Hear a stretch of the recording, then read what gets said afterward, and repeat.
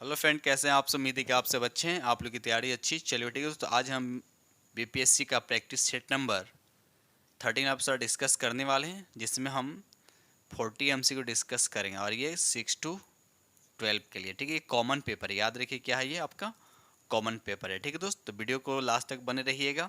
और जो फ्रेंड इस चैनल पर पहली बार विजिट कर रहे हैं तो चैनल को सब्सक्राइब कर लिए। देखिए एग्जाम आप लोग को नज़दीक आ गया, ठीक है, एग्जाम डेट दे चुका है, ठीक है, इसलिए आप लोग डेली 1 या 2 प्रैक्टिस सीट जरूर किया करें, ठीक है, और रिवीजन जरूर रखें, ठीक है, और एक सीट अपना कंफर्म करें। ठीक, चलिए तो स्टार्ट करते हैं हम लोग क्वेश्चन नंबर फर्स्ट। चलिए ये रहा क्वेश्चन नंबर आपका फर्स्ट जो स्क्रीन पे दिख रहा है। कहता है दूरी और समय के मामले में भारतीय रेल नेटवर्क की सबसे लंबी दूरी तय करने वाली रेलगाड़ी कौन है। बताइए, तो इसका राइट आंसर क्या हो जाएगा। तो यहाँ पर राइट आंसर आपका 2 हो जाएगा, विवेक एक्सप्रेस। याद रखिए विवेक एक्सप्रेस जो है इसका राइट आंसर हो जाए। अब ये रहा सवाल कि कहाँ से कहाँ तक चलती थी। याद है डिब्रूगढ़ से कन्याकुमारी तक का ये सफ़र तय करने वाली विवेक एक्सप्रेस, याद रखिएगा। ठीक है, चलिए आगे बढ़ते हम लोग अगले प्रश्न की तरफ। क्वेश्चन नंबर यहाँ पे 2 कहता है कि किस वर्ष में तत्कालीन सम्राट जॉर्ज पंचम ने दिल्ली को आधिकारिक रूप से ब्रिटिश भारत की राजधानी घोषित किया था। तो यहाँ पर राइट आंसर आपका 1 हो जाएगा, यानी 1911 में। याद रखिएगा 1911 इसका राइट आंसर हो जाएगा। आगे बढ़ते हम लोग। क्वेश्चन नंबर यहाँ पे 3 कहता है कि ऐसी वस्तुएं जिन्हें उपभोक्ता तत्काल आवश्यकता की पूर्ति करने के लिए नहीं बल्कि अन्य वस्तुओं तक का उत्पादन करने के लिए लाया जाता है, क्या कहलाता है। तो यहाँ पर राइट आंसर आपका फर्स्ट हो जाएगा, पूंजीगत वस्तु। याद उसको हम क्या बोलते हैं, पूंजीगत वस्तु उसको कहते हैं। राइट आंसर आपका फर्स्ट हो जाएगा। ठीक है, चलिए आगे बढ़ते हम लोग। चलिए अगला प्रश्न देखिए, क्वेश्चन नंबर यहाँ पर 4, थोड़ा छोटा कर दूं। चलिए ये रहा क्वेश्चन नंबर आपका 4। क्वेश्चन नंबर 4 कहता है कि दक्षिण अफ्रीका से वापस लौटने के बाद महात्मा गांधी फरवरी 1916 में उसके बाद डैश दे रखा के उद्घाटन के समय पहली बार सार्वजनिक रूप से आम जनता के समक्ष आए थे।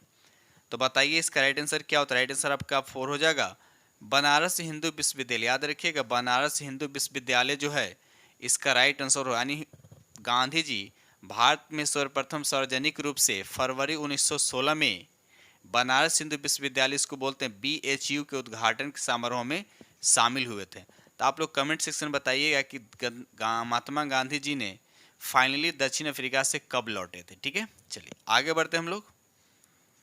क्वेश्चन नंबर यहाँ पर 5 कहता है कि एक सभागार में ध्वनि का सातत्य ध्वनि के प्रावर्तन की पुनरावृत्ति का परिणाम है, इसे कहा जाता है। तो क्या कहा जाता है। तो बताइए इसका राइट आंसर क्या हो जाएगा। तो यहाँ इसको बोलते हैं प्रतिध्वनि या अनुरणन बोलते हैं। ठीक है, यहाँ पर राइट आंसर आपका 5 का 4 हो जाएगा, अनुरणन इसका राइट आंसर हो जाएगा। ठीक है, या इसको इको भी कहा जाता है। आगे बढ़ते हम लोग। क्वेश्चन नंबर यहाँ पर 6 कहता है कि भारत की पहली स्वदेशी निर्मित रंगीन फिल्म कौन थी।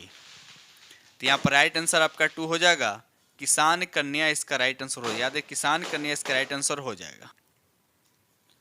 क्वेश्चन नंबर यहाँ पर 7 कहता है कि संयुक्त राष्ट्र संघ का गठन मानव जाति को स्वर्ग में ले जाने के लिए नहीं बल्कि मानवता को नर्क से बचाने के लिए किया गया था, यह कथन किसका है।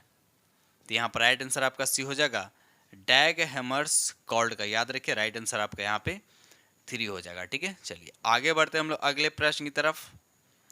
ये रहा क्वेश्चन नंबर आपका 8 कहता है, पहले डैश दे रखा है, को वैद्युत ऋणात्मक तत्वों के रूप में जाना जाता है क्योंकि वे इलेक्ट्रॉन ग्रहण करके ऋण आवेशित आयन बनाते हैं। तो बताइए इसका राइट आंसर क्या हो जाएगा। तो ऋण आवेशित बनाने का मतलब क्या होना चाहिए, नॉन मेटल, यानी राइट आंसर आपका ये होगा, यानी अधातु जो है इसका राइट आंसर हो जाएगा। ठीक है, अगर यही बात रहता धनात्मक का तो यहाँ पर राइट आंसर आपका धातु होता, धातु ऑप्शन में दे नहीं रखा। ठीक है, चलिए आगे बढ़ते हम लोग। क्वेश्चन नंबर यहाँ पे 9 कहता है, उन्नत भारत का अभियान किससे संबंधित है। उन्नत भारत का अभियान जो है ये किससे संबंधित है। तो इसका राइट आंसर आपका 3 हो जाएगा, उच्च शिक्षा संस्थान की मदद से ग्रामीण भारत का विकास करना इसका राइट आंसर हो, यानी राइट आंसर आपका 3 हो जाएगा। ठीक है, चलिए आगे बढ़ते हम लोग। क्वेश्चन नंबर यहाँ पर 10 कहता है, संयुक्त राष्ट्र संघ की स्थापना राष्ट्र संघ के उत्तराधिकारी के रूप में 24 अक्टूबर को की गई थी। 24 अक्टूबर को की गई थी। आपको बताने हैं इसका राइट आंसर क्या होगा, तो यहाँ पर ऑप्शन देख लेते हैं कि ऑप्शन किस तरह से दे रखा। तो 24 अक्टूबर 1900 कितना हो जाएगा, तो 1945 इसका राइट आंसर हो जाएगा। पहले ये क्या था, राष्ट्र संघ था, उसके बाद ये संयुक्त राष्ट्र संघ बना, ये भी याद रखिएगा। ठीक है, चलिए आगे बढ़ते हम लोग अगले प्रश्न की तरफ।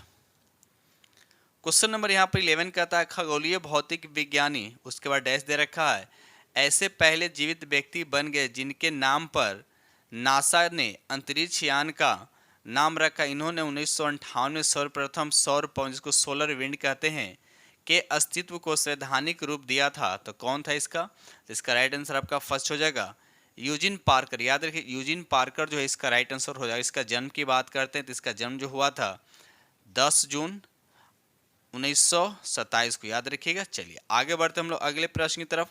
दोस्त वीडियो को लाइक कीजिएगा, जो फिर चैनल पर पहली बार विजिट करें तो चैनल को सब्सक्राइब कीजिएगा और साथ में बेल आइकन को प्रेस करना नहीं भूलें, क्योंकि बेल आइकन प्रेस करने से क्या होगा कि जो वीडियो अपलोड करेंगे उसका नोटिफिकेशन आप लोग को सबसे पहले मिलेगा। क्वेश्चन में यहाँ पर 12 कहता है, यहाँ पर देखिए डैश दे रखा है, कोशिका की एक प्रकार अपशिष्ट निस्तारण प्रणाली है, वे किसी बाह्य सामग्री के साथ साथ खराब हो चुके कोशिकाओं को पचाकर कोशिका को साफ करने में मदद करता है। पचा करते, देखिए यहाँ पर राइट आंसर आपका क्या हो जाएगा, राइट आंसर आपका फर्स्ट हो जाएगा लाइसोसोम। लाइसोसोम को क्या बोला जाता है, आत्महत्या की थैली भी इसको कहा जाता है। तो राइट आंसर आपका ए हो जाएगा, याद रखिएगा। चलिए आगे बढ़ते हम लोग अगले प्रश्न की तरफ। क्वेश्चन नंबर यहाँ पे 13। क्वेश्चन नंबर 13 कहता है कि भारत में हरित क्रांति को सफलतापूर्वक निष्पादित करने का श्रेय डैश को कहा जाता है, किसको कहा जाता है। तो यहाँ पर राइट आंसर आपका फर्स्ट हो जाएगा एम.एस. स्वामीनाथन। याद रखिए एम.एस. स्वामीनाथन को कहा जाता है। एम.एस. स्वामीनाथन को भारत में गेहूं की अधिक उपज बढ़ाने वाले किस्म HYV को शुरू करने और उसे विकसित करने में उनकी भूमिका के लिए भारत में हरित क्रांति का उन्हें जनक कहा जाता है। ठीक है, याद रखिएगा। चलिए आगे बढ़ते हैं हम लोग। ये रहा अगला प्रश्न, देखिए क्वेश्चन नंबर यहाँ पर 14 कहता है, पहले डैश दे रखा है, भारत का सबसे बड़ा और एशिया का दूसरा सबसे बड़ा मिट्टी का बांध है। ठीक है, इस बांध का नाम केरल के राज महाबली के पुत्र के नाम पर रखा गया था। आपको बताना उस बांध का नाम क्या है। तो यहाँ पर राइट आंसर आपका 2 हो जाएगा बानासुर सागर बांध। याद रखिए बानासुर सागर बांध। और सबसे पहले बात याद रखिए कहाँ, ये केरल में भी याद रखिएगा, ये कहाँ है, ये केरल में है। ठीक है, चलिए आगे बढ़ते हैं हम लोग अगले प्रश्न की तरफ। ये रहा क्वेश्चन नंबर आपका यहाँ पर 15। क्वेश्चन नंबर यहाँ 15 कहता है, पहले डैश दे रखा, एक प्रसिद्ध तारामंडल है जिसे शाम में देखा जा सकता है। इस तारामंडल को क्या कहा था, शिकारी यानी द हंटर के नाम से भी जाना जाता है। आपको उस तारामंडल का नाम बताना है। तो यहाँ पर राइट आंसर आपका 2 हो जाएगा ओरियन, इसका राइट आंसर। याद रखिए ओरियन जो है इसका राइट आंसर हो जाएगा। इसमें 7 से 8 चमकीले क्या होते हैं, तारे भी होते हैं, भी याद रखिएगा। क्वेश्चन नंबर देखिए यहाँ से आपका मैथ आ गया, यहाँ से आपका क्या आ गया, आपका मैथ आ गया। ठीक है, कहता है कोई व्यक्ति जो है 20 पुस्तक जो है 1800 रुपया में बेचता है और उसे 5 पुस्तक के क्रय मूल्य के बराबर क्या होता है, लाभ होता है। ठीक है, तो एक पुस्तक का क्रय मूल्य आपको ज्ञात कर, देखिए इसको ऑप्शन से भी बना सकते हैं। ठीक है, ऑप्शन से भी बना सकते हैं। तो यहाँ पर देखिए इसमें आप इस ऑप्शन से मल्टीप्लाई कीजिए और इसमें भी मल्टीप्लाई करना है, फिर जब आप दोनों को ऐड करेंगे तो कितना आना चाहिए, 1800 आना चाहिए। ठीक है, तो आप ऑप्शन से भी बना सकते हैं। तो यहाँ पर देखिए क्या करना है, तो अब देखिए ऑप्शन से यहाँ पर देखिए इसको मल्टीप्लाई करके चेक कीजिए। तो यहाँ पर देखिए इसको चेक कीजिए तो कम आएगा। देखिए नहीं कितना, 20 में 50 से मल्टीप्लाई किए तो 1000 आएगा, फिर से मल्टीप्लाई किए तो 250, तो मतलब यहाँ नहीं आती, ये ऑप्शन तो नहीं होगा, ये भी नहीं होगा। अब थोड़ा सा इस दोनों में देख लें। ठीक है, तो अभी दोनों में देखिए कैसे चेकअप करेंगे। यहाँ पर इसको मल्टीप्लाई कर लीजिए तो कितना हो जाएगा, 20 में 85 से मल्टीप्लाई कीजिएगा तो 5 दूनी 10, 8 दूनी 16, 16 1 17 हो गया। फिर अगेन इससे मल्टीप्लाई कीजिएगा तो ज़्यादा 1800 से ज़्यादा हो जाएगा, क्योंकि ऐड भी करना है ना, हमने बोला ऐड भी करना है। ठीक है, तो ये ज़्यादा हो जाएगा। तो अब देखिए यहाँ 20 से इस पर मल्टीप्लाई कीजिए, कितना हो जाएगा, 2 दूना 4, 7 दूना 14, यानी ये आया आपका। फिर 5 से भी इसमें मल्टीप्लाई करना है, 72 में 5 से मल्टीप्लाई करना है तो कितना हो जाएगा आपका 0, और उसके बाद हो जाएगा यहाँ पर 300 यानी 36। जोड़िए, जोड़ने पे कितना आना चाहिए 1800, क्योंकि ये क्या हो गया क्रैमुल, ये हो गया उसका लाभ, जब दोनों को ऐड करेंगे तो क्या आएगा विक्रैमुल आएगा ना, जो 1800 के बराबर हो गया। तो यहाँ पर राइट आंसर आपका 4। तो ऑप्शन से बना, जिस तरह क्वेश्चन उसको ऑप्शन से बना सकते हैं, जैसा क्वेश्चन वैसे सॉल्व कीजिए। क्वेश्चन नंबर यहाँ पर 17 कहता है कि यदि क्रमशः 3 सेंटीमीटर, 4 सेंटीमीटर, 5 सेंटीमीटर भुजा वाले 3 घनों को पिघलाकर एक बड़ा घन बनाया जाता है तो नए घन की भुजा ज्ञात कीजिए। तो देखिए 3, 4, 5 आंसर हो जाएगा आपका 6। कैसे, देखिए यहाँ बनाते हैं। तीनों को पिघलाने की बात है, तीनों का हम घन ये निकालेंगे, आयतन निकालेंगे, तीनों को जोड़ देंगे तो घन की बात किया तो घन का आयतन का फॉर्मूला क्या होता है, भुजा का क्यूब होता है। तो सबको आयतन निकालने के बाद जोड़ दे, 3 का कितना हो जाएगा 27 हो जाएगा, 4 कितना हो जाएगा 64 हो जाएगा, और 25, 5 का कितना हो जाएगा 125 हो जाएगा। जब ऑल ओवर राइट कीजिएगा तो 216 होगा, इसका क्यूब रूट निकाल दीजिए तो आपको कितना आ जाएगा, आपका 6 आ जाएगा। कितना आ जाएगा 6। तो राइट आंसर आपका देखिए यहाँ पर 3 हो जाएगा। ठीक है, चलिए आगे बढ़ते हम लोग अगले प्रश्न की तरफ। क्वेश्चन नंबर यहाँ पे 18 कहता है ये आपको दे रखा है, इसका मान ज्ञात कर। पहले आप देखिए डेसिमल के बाद कितने नंबर है, यहाँ डेसिमल के बाद 1 है, यहाँ 2 है, यहाँ पर 3 है, तो 3 है 3 टोटल कितना हो गया 6। लेकिन यहाँ पे एक जीरो भी दे रखा था, एक जीरो हटा दीजिए, यानी डेसिमल के बाद 5 डिजिट होना चाहिए। ये देखिए यहाँ देखिए डेसिमल के बाद 5 डिजिट, तो यहाँ पर देखिए यहाँ पर कितना डेसिमल के बाद कितने डिजिट है, तो यहाँ पर देखिए 4 ऑप्शन देखिए 1, 2, 3, 4, 5, यानी राइट आंसर आपके यहाँ पर 4। देखिए क्योंकि सब में नंबर आपका सेम दे रखा है ना, तो बस डेसिमल का खेल है, बस ये दिमाग लगाइए और सॉल्व कीजिए। तो यहाँ पर राइट आंसर आपका 18 का 4 हो जाएगा। ठीक है, गुना करना बैठना नहीं है यहाँ पे। ठीक है, चलिए आगे बढ़ते हैं हम लोग। चलिए इस क्वेश्चन को थोड़ा मैं छोटा कर देता हूँ कि आपको थोड़ा दिख जाए। ठीक है, चलिए ये क्वेश्चन आपका 10th क्लास पढ़े होंगे, थेल्स थ्योरम, उसी पर ये आधारित क्वेश्चन है। तो आपको देखिए किसका केपी का मान यानी के क्यू का मान, इसका मान ज्ञात करना है। ठीक है, चलिए तो जिस तरह से इसको ज्ञात है उसी तरह से इस पैटर्न को हम लिखेंगे। तो क्या होगा, हम केपी लिखेंगे, तो केपी कितना दे रखा है 4, तो 4 लिख देंगे, यहाँ पर 4 दे रखा है। उसके बाद यहाँ पर वैल्यू और दे रखा है बेस किसका, के एन का, मतलब पूरा का मान दे रखा है, तो हम ये पूरा का मान लिखेंगे। यानी एम के लिखें तो एम के का मतलब दोनों को ऐड कर देंगे तो कितना हो जाएगा आपका 17 हो जाएगा।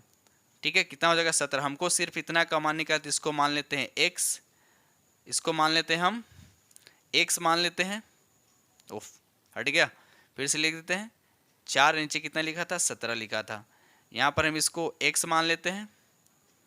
अब ये पूरा कितना दे रखा आपको, देखिए यहाँ पर दे रखा 20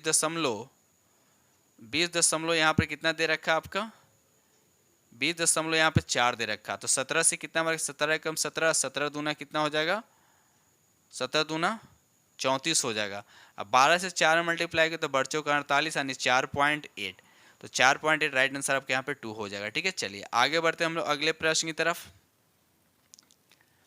चलिए अगला प्रश्न देखिए, क्वेश्चन नंबर यहाँ 20 कहता है कि वह 3 संख्या ज्ञात कीजिए जिनके अनुपात इतना दे रखा, उनका एचसीएफ दे रखा आपको 7। ये देखिए ये क्वेश्चन ऑप्शन से ही बना सकते हैं, बिल्कुल इजी है। आपको ऑप्शन ऐसा देखना है जो 7 से क्या डिविजिबल, देखिए ये ऑप्शन 7 से कोई डिविजिबल नहीं है, ये भी 7 से डिविजिबल नहीं है। आगे देखते हैं ऑप्शन। ठीक है, बस ऑप्शन से बना लीजिए, क्योंकि एचसीएफ की बात कर रहा है तो जाहिर सी बात है कि सब में 7 से कटना चाहिए ना। तो यहाँ पर देखिए 4 ऑप्शन भी नहीं, यानी राइट आंसर आपका क्या हो जाए यहाँ पर 3 हो, क्योंकि देखिए 21 भी 7 से कट रहा है, 28 भी कट रहा है और 35 भी कट रहा है, तो राइट आंसर आपका यहाँ पर 3 हो जाएगा। ठीक है, चलिए आगे बढ़ते हम लोग अगले प्रश्न की तरफ।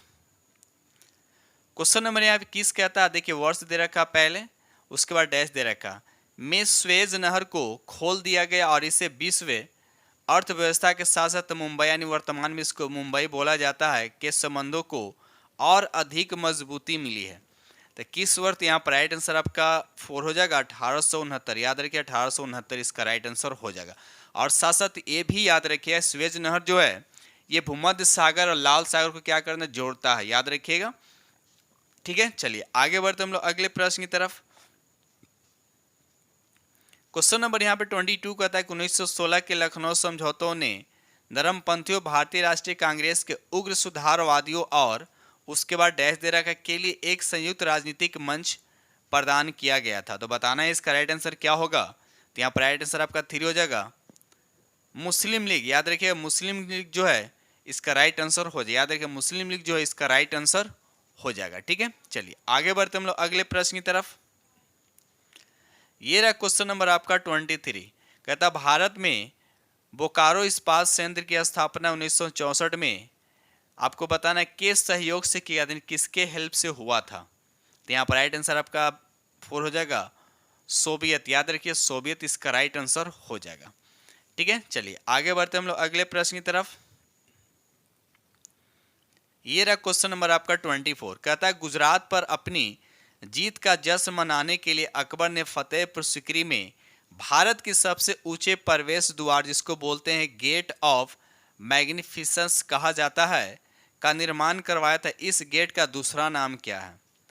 इस गेट का दूसरा नाम आपसे पूछा जा रहा है, तो याद रखिएगा इसका राइट आंसर आपका 2 हो जाए। बुलंद दरवाजा। बुलंद दरवाजा का मतलब होता है जीत का द्वार। ठीक है, और गुजरात और मुगल बादशाह अकबर द्वारा गुजरात पर अपनी जीत के उपलक्ष्य में 1575 ईस्वी में इसे बनाया गया था। याद रखिएगा।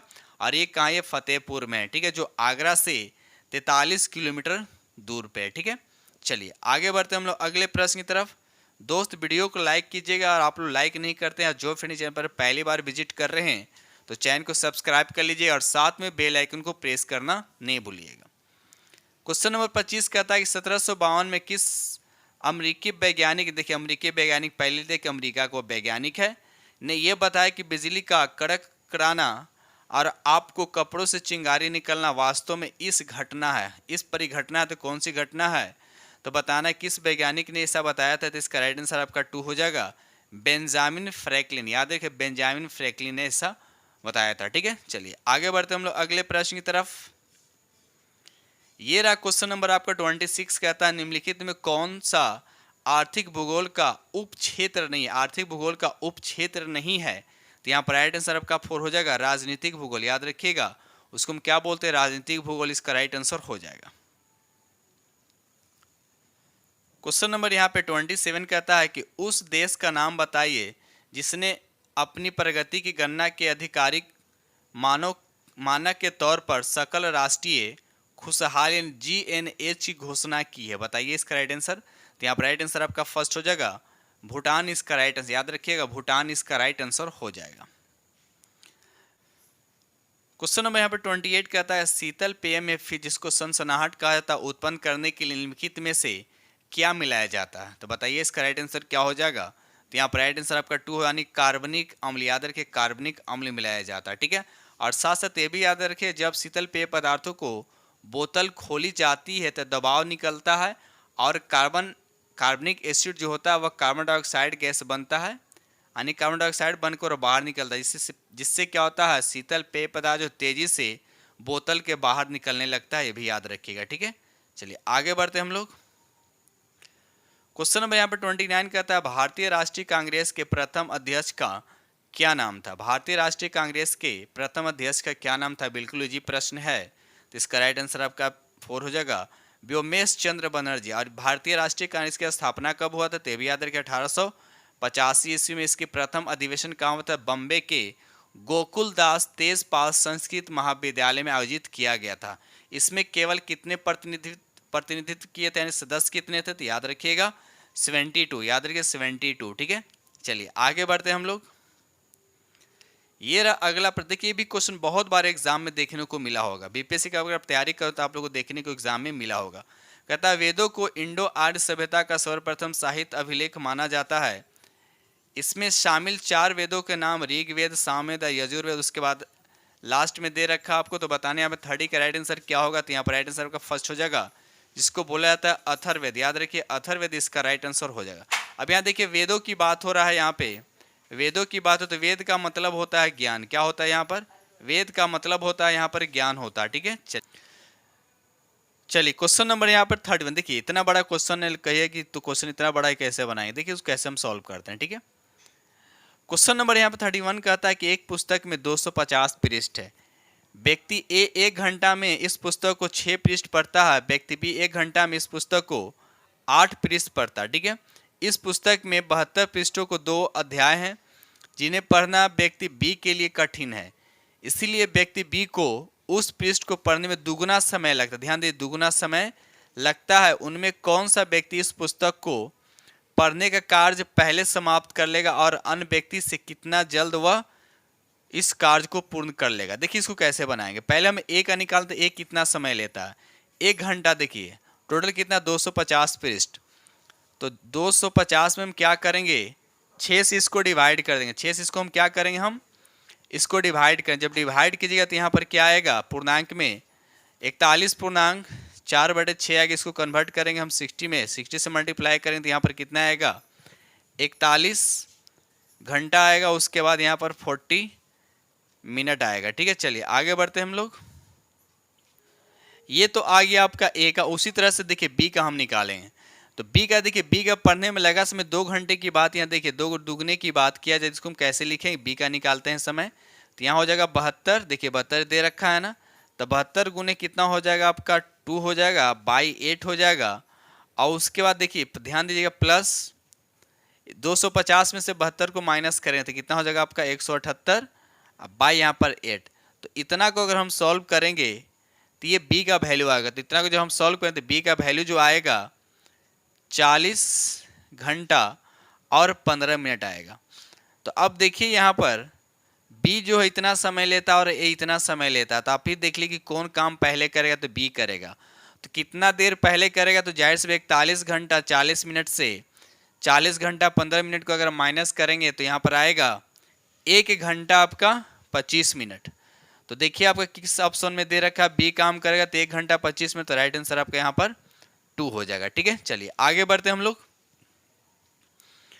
क्वेश्चन नंबर यहाँ पे 32 कहता है कि वह छोटी छोटी संख्या ज्ञात कीजिए जिससे इतना इतना इतना में विभाजित करने में प्रत्येक दशा में 3 शेष बचे। देखिए इसको बनाने के 2 तरीके, या तो इसको एलसीएम निकालिए या इसको ऑप्शन से बनाइए। तो मैं तो कहूँगा कि इस तरह क्वेश्चन को ऑप्शन से ही बनाइए। लास्ट में क्या शेष कितना बचना है, 3 बचना चाहिए। आप 3 को माइनस करके देखिए वहाँ पर नंबर कौन कौन सा था, नंबर को ध्यान दीजिए। यहाँ पर नंबर क्या दे रखा, 12 दे रखा है, 8 16 दे रखा है, 20 दे रखा है, 25 दे रखा है। तो इसमें से 2 नंबर हम उठा लेते हैं, कौन कौन सा, यहाँ पर 30 भी दे रखा है, तो यहाँ पर आप 3 उठा लीजिए और 8 उठा लीजिए। ठीक है ना, ये 2 नंबर को चेक कीजिए, ये 3 और 8 से कौन कौन सा नंबर डिवाइड हो रहा है। ठीक है, अब 5 तो 0, तो सब लास्ट में 0 है ही। अगर मैं सम में देखिए ऑप्शन पहला देखिए यहाँ पर, इसमें से अगर हम 3 को माइनस करते हैं तो कितना आता है, इतना आता है। तो अब देखिए आप, ये 8 से डिवाइड नहीं होगा तो ये ऑप्शन नहीं होगा। बी देख लीजिए, 3 माइनस करें तो 1200 आएगा, तो 1200 आएगा तो ये देखिए 3 से भी डिवाइड हो जाएगा और ये 8 से भी डिवाइड हो जाएगा, मतलब इसका चांस बनता है। आगे भी चेक कर लेते हैं हम लोग, ठीक है ना, आगे भी इसको हम चेक कर लेते हैं। 3 को चेक कीजिए, 3 माइनस करेंगे तो कितना आएगा, 1300 आएगा। दोनों को सम करेंगे तो कितना आएगा आपका 4, मतलब ये 3 से भी डिवाइड नहीं होगा, तो ये ऑप्शन नहीं होगा। इसको भी चेक कर लीजिए तो कितना आएगा 13, अगर 3 को माइनस करते हैं तो 1230 बचेगा। तो यहाँ पर देखा जाए तो ये भी जो है आपका 8 से डिवाइड नहीं होगा। इसका मतलब क्या हुआ कि एक ही ऑप्शन इकलौता है यहाँ पर 2, तो राइट आंसर आपका 2। या आप क्या कीजिएगा, सबको एलसीएम निकालने के बाद +3 ऐड कर दिया, उसे भी आप बना सकते हैं। ठीक है, चलिए आगे बढ़ते हैं हम लोग। देखिए इस क्वेश्चन को कैसे करेंगे, बिल्कुल इजी तरीका है इसको सॉल्व करने का। बताइए इसको कैसे बनाएंगे। यहाँ पर देखिए हम बता रहे हैं, कहता है यदि एक आदमी 50 किलोमीटर प्रति घंटा की चाल से ए से बी तक जाता है, ठीक है, ये ए हो गया और ये बी हो गया, ए से कहाँ तक जाता है, बी। ठीक है, आगे बढ़ते हैं। और अपनी सामान्य चाल से 40% अधिक, मतलब 40% क्या हो गया, जितना उसका चाल है उससे 40% अधिक से क्या करता है, वापस आता है, यानी बी से फिर ए पर आता है। ठीक है, दूरी में कोई चीज नहीं कि वापस आने की बात किया जा रहा है। दोनों यात्राओं के दौरान उसकी औसत चाल ज्ञात करना 2 अंक तक। ठीक है, वो तो बात की बात है। ठीक है, तो देखिए पहला चाल जाने का दे रखा है, आने के लिए 40% अधिक है, तो आने का 40% हम अधिक निकाल लेते हैं। उसका 40% अधिक का मतलब 140 बाई कितना हो जाएगा आपका 100, 0 से 0 कड़े यानी कितना आ गया 14 25 70, यानी जाने का स्पीड कितना हो गया 50, अब आने का कितना हो गया 70। तो कुल मिलाकर हम इसका औसत निकालने का तरीका क्या होता है, 2 इंटू, देखिए ये फार्मूला होता है, ये पहले भी हम बता चुके हैं। तो 2xy क्या होता है, स्पीड होता है। ये फार्मूला वहाँ लगता है जब जाने आने का डिस्टेंस क्या कांस्टेंट होता है, सेम होता है, बदलता नहीं है। तो ये 50 गुने कितना हो जाएगा आपका 70, और 70 ये दोनों को नीचे जोड़ दिए कितना आएगा आपका 120, 0 0 कट गया, यानी 700 बटे कितना आ गया आपका 12, यानी 700 बटे कितना आ गया आपका 12 आ गया। ठीक है, और काटिए, ये 350 से कटेगा, यहाँ पर आपका 6 से कटेगा। अब देखिए यहाँ पर 6, यहाँ पर 350 यानी 35 है। अगर यहाँ पर 1 होता तो 6 से कट जाता, लेकिन कम है, इसका मतलब 6 5 30 यानी 5 से लगेगा, और एक जो नंबर है उसके बाद जो डिवाइड होगा वो 8 से ही डिवाइड होगा। ठीक है, तो यानी 58 उसके बाद ही पॉइंट आएगा। तो यहाँ देखिए 58 एक ही ऑप्शन दे रखा है, यहाँ पे 2 दे रखा है, तो राइट आंसर आपका आगे देखने की आगे सॉल्व करना ही नहीं। हाँ, ऑप्शन अगर 58 सम में होता, पॉइंट का डिफरेंट होता तब निकालते, लेकिन एक ही ऑप्शन दे रखा है यहाँ पर 58, इसलिए आगे सॉल्व करने की जरूरत नहीं है। तो यहाँ पर राइट आंसर आपका 2 हो जाएगा। चलिए रहा क्वेश्चन नंबर आपका 34। कहता एल और ए सहपाठी होने के साथ साथ अच्छे मित्र भी हैं। ठीक है, देखिए क्वेश्चन को बिल्कुल इसी तरीका, ध्यान दीजिएगा। ये हो गया एल और ये हो गया आपका ए। ठीक है, चलिए 30 छात्र हैं, टोटल कितने छात्र हैं? 30 छात्र कि कक्षा में एल के 10 मित्र ऐसे हैं जो केवल उसी के मित्र हैं, यानी एल के ही मित्र हैं, मतलब ए का नहीं है, तो यहाँ पर 10 यहाँ पर लिखा जाएगा। 5 और उसके बाद कहता है और 5 मित्र ऐसे हैं जो ए के भी हैं। ए के भी हैं कि इसका मतलब बी का भी, तो यहाँ पर 5 कहाँ लिखाएगा? यहाँ पर लिखाएगा। 5 यहाँ मिडिल में लिखाएगा, ध्यान दीजिएगा, जो दोनों में होगा। आगे कहता है कक्षा में ए की कुल कितने मित्र हैं? 17 है। अब देखिए 5 यहाँ है तो बाकी बचा कितना? 12। बात समझ में आया? आगे क्या कहता है? कितने छात्र हैं? न तो एल के मित्र हैं और न ही ए के मित्र हैं। तो पहले सबको जोड़ लीजिए, कितना हो गया आपका? तो 10 5 15 12 कितना हो गया? 27। तो 30 में से यहाँ पर 27 को अगर हम माइनस करते हैं तो यहाँ पर आ जाएगा आपका 3। कितना आएगा आपका? 3। तो यहाँ पर राइट आंसर आपका क्या हो जाएगा? यहाँ पर 3 आपका राइट आंसर हो जाएगा। ठीक है, चलिए आगे बढ़ते हम लोग अगले प्रश्न की तरफ। क्वेश्चन नंबर यहाँ पे 35 कहता है दिए गए विकल्पों में से उस संख्या का चयन करें जो नीचे दिए गए सीरीज, यहाँ पर आपको सीरीज दे रखा है। ठीक है, यहाँ पर 47 68 और 4 48 दे रखा है, आपको बताना ये क्वेश्चन मार्क के जगह पे क्या होगा। ठीक है, तो सबसे पहले हम क्या करें, देखिए इसको बनाने का तरीका क्या है। यहाँ पर देखिए 47 में यहाँ पर हम 17 को ऐड करते हैं तो कितना आएगा आपका? 64 आएगा। अगेन 64 में हम क्या करेंगे, देखिए यहाँ पे जो 7 दे रखा है 7 से मल्टीप्लाई करेंगे तो कितना आएगा? 400 कितना आएगा आपका? 48 आएगा। अगेन हम क्या करेंगे, 448 में ही हम 15 ऐड करेंगे तो कितना आ जाएगा आपका? 464। इसी तरह से सीरीज आगे चलता रहेगा, तो यहाँ पर राइट आंसर आपका यहाँ पर 4 हो जाएगा। ठीक है, चलिए आगे बढ़ते हैं हम लोग। क्वेश्चन नंबर यहाँ पे 36 कहता है 1857 के विद्रोह में अपनी सभी श्वेत अधिकारियों की हत्या में कौन से पैदल सेना इन्फेंट्री बटालियन शामिल थे? तो यहाँ पर राइट आंसर आपका 3 हो जाएगा। 41 नेटिव इन्फेंट्री इसका राइट आंसर हो जाएगा। ठीक है, अब देखिए यहाँ पर दे रखा है 1857 को हम क्या बोलते हैं? सिपाही विद्रोह या प्रथम स्वतंत्रता संग्राम के नाम से भी ये जाना जाता है। ठीक है, चलिए आगे बढ़ते हैं हम लोग। क्वेश्चन नंबर यहाँ पे 37 कहता है ईस्ट इंडिया कंपनी ने बंगाल और बिहार पर दीवानी अधिकार किस वर्ष प्राप्त किया? तो यहाँ पर राइट आंसर आपका 2 हो जाएगा, यानी 1765। याद रखिए 1765 जो है इसका राइट आंसर हो जाएगा।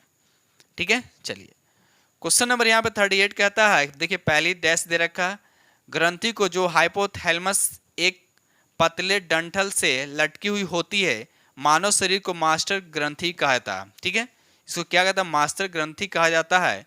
तो ये देखिए ब्रेन से संबंधित है, ये क्या ब्रेन से संबंधित है, जिसको बोलते हैं हम लोग प्यूटरी ग्रंथि या प्यूटरी ग्लैंड भी कहते हैं। तो राइट आंसर आपके यहाँ पर 3 हो जाएगा, जिसको मास्टर ग्रंथि का या प्यूटरी ग्लैंड भी इसको कहा जाता है। ठीक है, और साथ साथ ये भी याद रखिए एक होता है हाइपोथैलेमस। क्या होता है? हाइपोथैलेमस यानी मस्तिष्क के तल पर एक हाइपोथैलेमस जो नीचे के हिस्से में निकला हुआ होता है या भार होता है, उसको बोलते हैं हाइपोथैलेमस। क्या होता है? टेम्परेचर को क्या करता है? ये कंट्रोल करता है। ठीक है, चलिए आगे बढ़ते हैं हम लोग अगले प्रश्न की तरफ।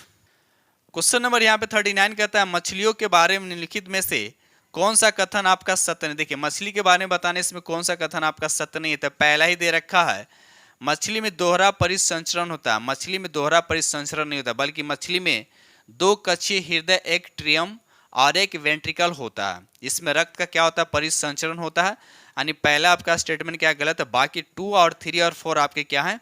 सही है। ठीक है, चलिए आज का लास्ट क्वेश्चन है आपका, बताइए इसका आंसर बताइए। क्वेश्चन नंबर यहाँ 40 कहता है भारत के संविधान का कौन सा अनुच्छेद संसद के संविधान में संशोधन करने की शक्ति देता है? तो बताइए। तो यहाँ पर राइट आंसर आपका 2 हो जाएगा, अनुच्छेद 368। याद रखिए अनुच्छेद 368। अगर आपसे भाग पूछेगा, भाग कितना में, तो भाग आपका हो जाएगा 20। याद रखिए भाग कितना हो जाएगा 20। अब देखिए यहाँ पर संविधान संशोधन की बात किया जाती है, इसको किस देश से लिया गया, इसको साउथ अफ्रीका से, याद रखिएगा साउथ अफ्रीका से लिया गया, या इसको बोल सकते हैं दक्षिण अफ्रीका से लिया गया। ठीक दोस्तों, इस तरह से हमने आप लोगों के साथ 40 एमसी को डिस्कस किया हूं, और उम्मीद करता हूं कि ये सेशन जो आप लोगों को बेहद पसंद आएगा। अगर पसंद आए तो लाइक कीजिएगा, और जो फ्रेंड चैनल पे पहली बार विजिट करें तो चैनल को सब्सक्राइब कीजिए, अपने दोस्तों में शेयर जरूर कर लीजिएगा। ठीक है, तो इसी के साथ हम वीडियो करते हैं समाप्त, और मिलते हैं अगले वीडियो में। तब तक के लिए थैंक यू वेरी मच।